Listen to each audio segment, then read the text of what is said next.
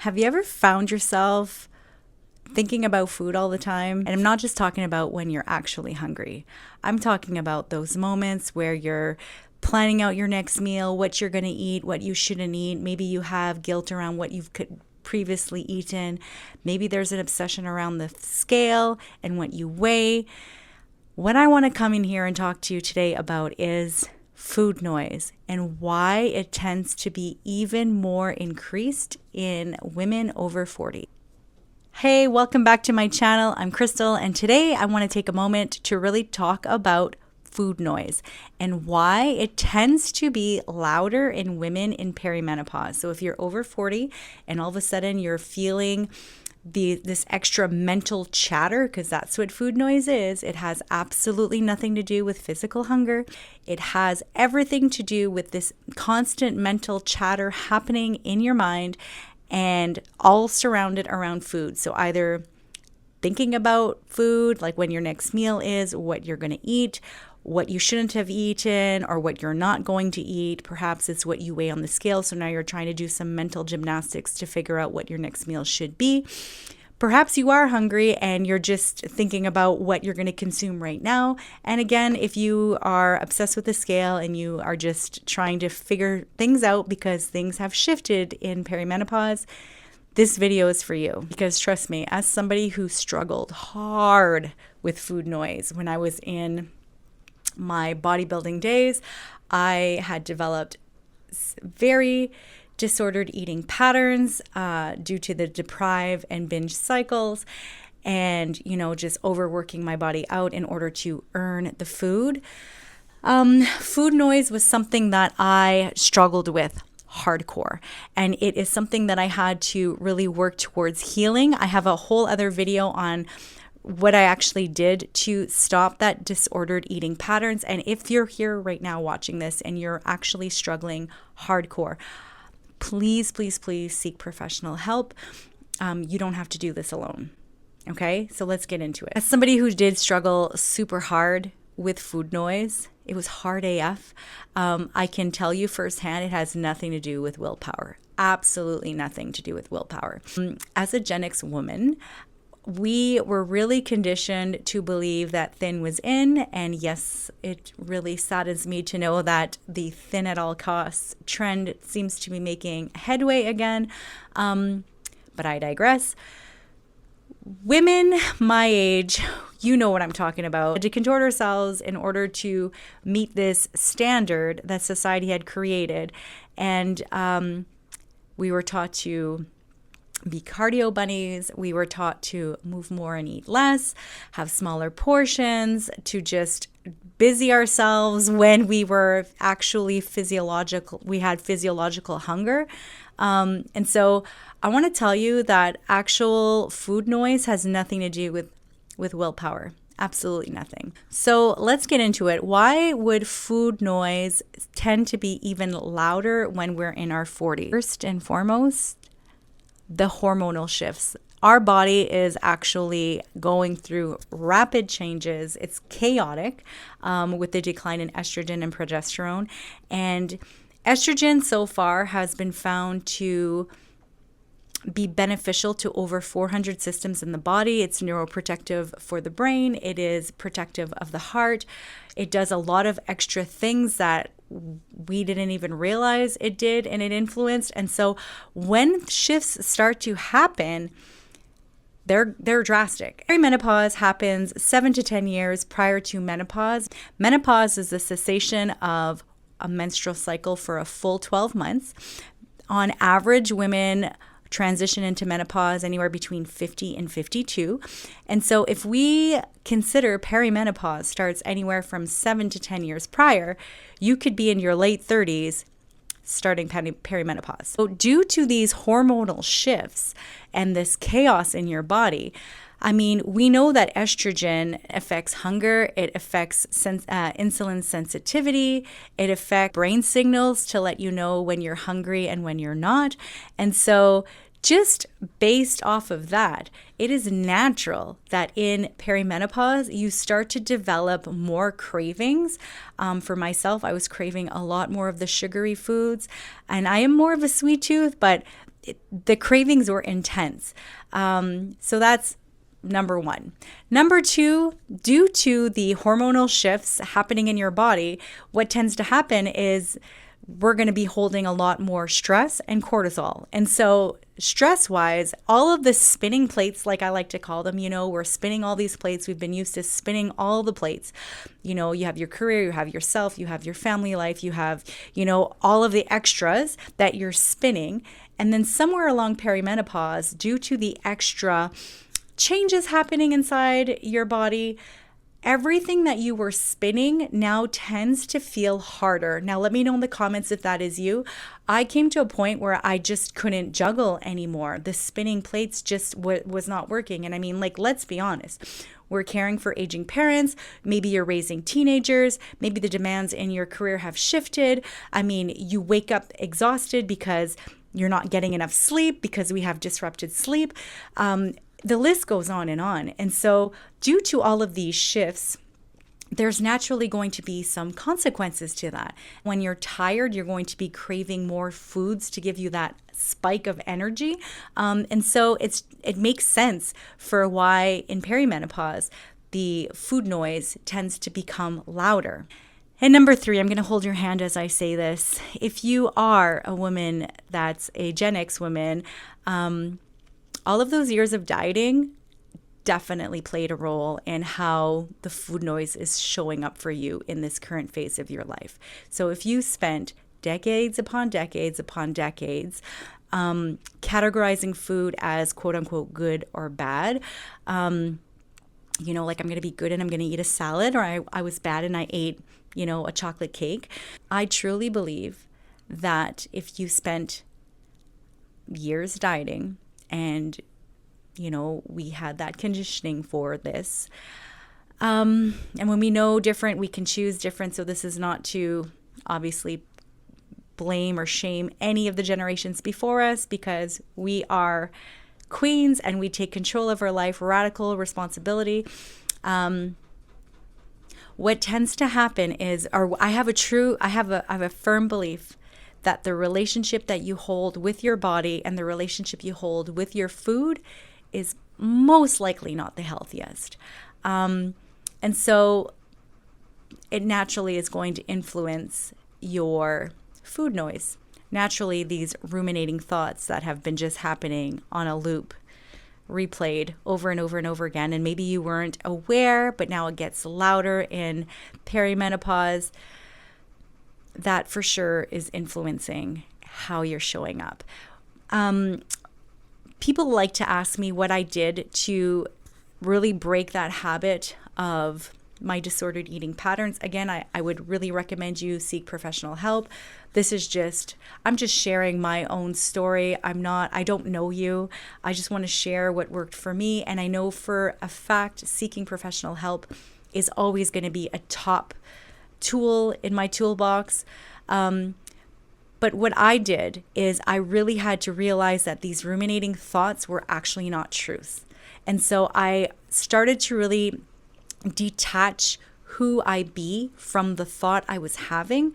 And so if the thought was, I'm going to go out and I'm going to binge, I'm going to go eat these things, and I was creating all the lists in my head, I knew exactly what I was going to do.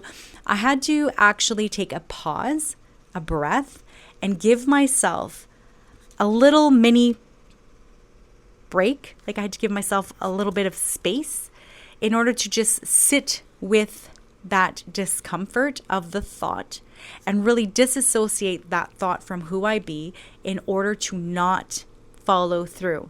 Now, again, we develop habits. We're nothing more than muscle memory. And so 95% muscle memory. And so it's going to take time. It's going to take time to really just create that distance between the thought you're having and the action you choose to do.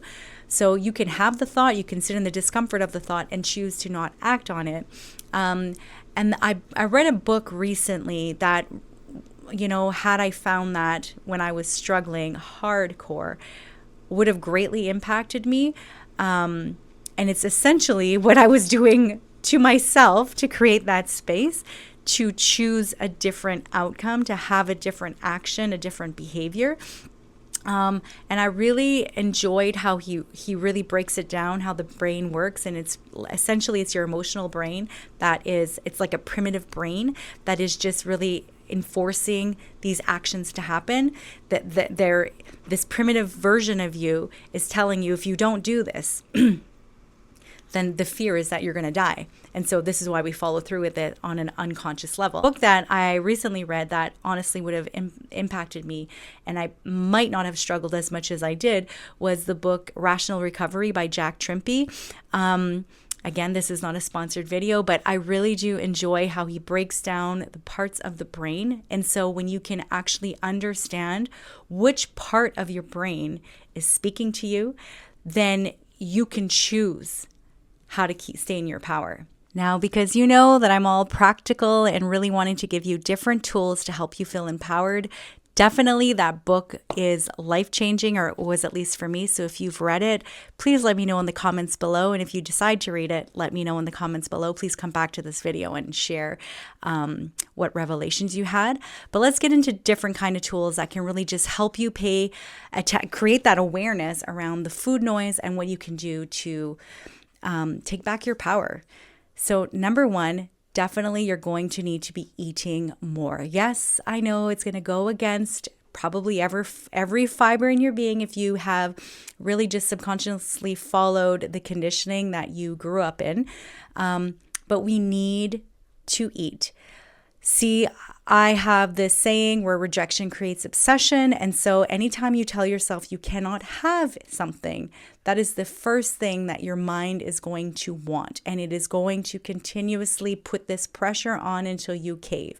And so I want you to take up space. I want you to be nourishing your body. I want you to look at food as simply data. It's information for your cells. It's information of how to nourish your overall system so that you can perform better. And by performing, I'm not necessarily speaking about working out in the gym and stuff like that. I'm talking about perform in a sense of you sleep and you rest and you recover, you restore really great, you wake up feeling energized. Perform as in you show up fully in your life and you take up space in your goals and your dreams and your vision and your purpose. Perform as though you matter and you deserve to be eating very well to feel your best, right? And so give yourself permission to take up space in that. Number two, I really want you to focus on stabilizing your blood sugar. So what does that look like?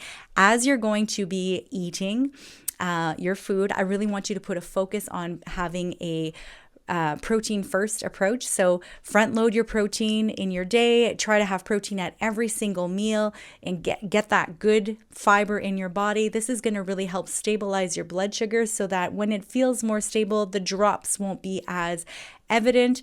Let's just give our bodies some extra love because we are going through a major phase, like a change in our life. They call this reverse adolescence. And so allow yourself the time that you need through nourishment and feeding your body ways that'll make you feel good. Number three would be nervous system care. And so I think it's really important to build that connection deep within to knowing first of all, what was the thought that you were just chattering on? So it's really pay attention to the thought that you just had, as well as what are you feeling in your body? So let's say that you are going through a stressful period in your life. Maybe there's some discord in personal relationships. Maybe there's family breakdowns. Maybe there's extra demands on you in your job. Maybe you're putting extra pressure on yourself, just to have that awareness of what is actually happening and noticing where your nervous system is going to try to seek comfort. And so by doing this nervous system care, I think it's going to help you restore, reconnect, really recenter back into who it is you be. The best tool for nervous system care that I would offer you is to actually take some nice walks. If you can walk in nature, that would be even better. But just getting outside, breathing some fresh air, not necessarily to get your steps in, but just to have that movement, that flow. It's so good for your lymph system. It's so good for your fascia. It's so good for your muscles. It's so good for your mental health. They have done imaging on brains and what actually happens in the brain after you have taken a nice restorative walk. So allow yourself that space, even if it's 5 minutes. But that would be my best tool. And I have a bunch of other videos on ways on how to restore your nervous system. And if you have other ideas, put them in the comments. Number 4, naturally, it would be to end the food and body war. I think that the moment we realize that we're not broken, you were born worthy AF and nothing is wrong with you. You just fell into the conditioned lies that you had to earn the right to take up space in your body and in your life. And you make peace with it. You come to acceptance. You come to, and I know this could be hard to hear, especially with what we're seeing with AI. And we need to start practicing a lot more discernment. Who you're comparing yourself to is the highlighted reel of some edited picture, edited video. We don't even know what we're watching. And AI is going to get harder and harder to really discern with our human eye. And so practice the skill of discernment, question everything. And on that, I would also add, what are you feeling energetically after you consume content? Are you comparing yourself? Are you thinking, and comparison can also look like, oh, that person does this so much better than me, right? Or I really like watching this person because, they seem like they got their shit together. First of all, nobody's got their shit together. We're all just winging this on this spinning rock. Everybody's doing the best they can with what they have. But it would be really to discern. You should feel like a breathing miracle. There was a 1 in 400 trillion chance of you actually being here today, born, and waking up and going on with your day. And I just believe that the more we can remember that, the more we can take up space in that, the more we can tap into, we are literally gifts. Our life is a gift. And so we weren't born to pick ourselves apart and to hate ourselves. We were conditioned to do that. And I would say, start to make peace with the body you have. And yes, you could want to make some changes. You can definitely want to do that. You can love yourself and still want to change certain parts of you. That's your prerogative. I would just really ask you, are you doing it from a whole centered place of knowing that you already are enough in this moment, that there's nothing wrong with you and you don't need to make any drastic changes, right? And when it comes to the food, the best thing that I could say is really pay attention to the language you are using when it comes to your food and the food choices you make. If you go to say, as it's anchored in as a habit, that you are being bad, I would just really catch that thought and then choose another sentence. I am enjoying this cake. I am enjoying this piece of pie. I'm enjoying this apple. I'm enjoying this salad. Our food choices don't make us who we are. It literally comes down to just making peace. Food is nothing more than data. It is information for your cells. Yes, there are food that is obviously more optimally nutritious, and there is food that is less optimally nutritious. We are very smart individuals.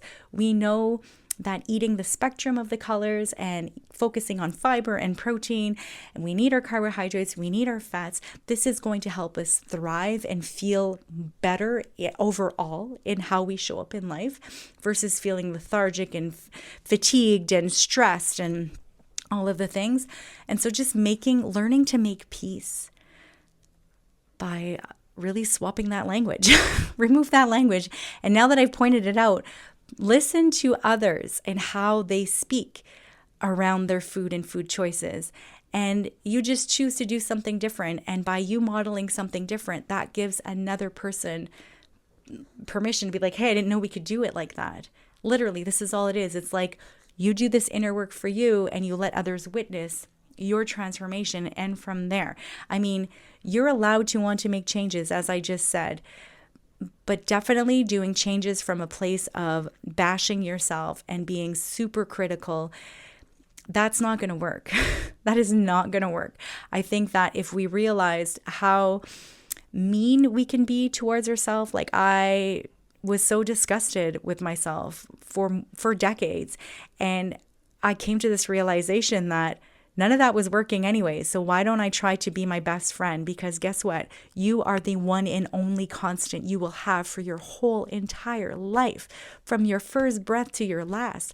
And I can tell you, on your deathbed, you're not going to want to be thinking about all of the times that you denied yourself simple pleasures in life, and how, maybe you should have not worn those shorts and you should have covered up more. Like, that's not what you're going to be thinking about at all. You're going to be thinking, I wish I had more time. I wish I could go back to those moments and just hug that version of me. So if you can fast forward in your mind to that space and start to do the changes now, things can radically change for you. And so this is why you're here. We got to be brave, we got to be bold, and you got to be you, because you are the only you there'll ever be, and that is the gift. Our bodies are not what we offer the world. We have a voice, we have a heart, we have a mind. We have so much love and light that we can be influencing others with, making a different impact. And so beating ourselves up, that serves no one. That serves absolutely no one. It's a distraction to who it is you actually came here to be. And so, thank you for being here. Let me know in the comments how this landed for you, and I'll see you on the next video. As always, be brave, be bold, be you. Doris, this is a photo. Please cut this part out. Actually, maybe not this. Maybe because we're talking about food noise, it'll be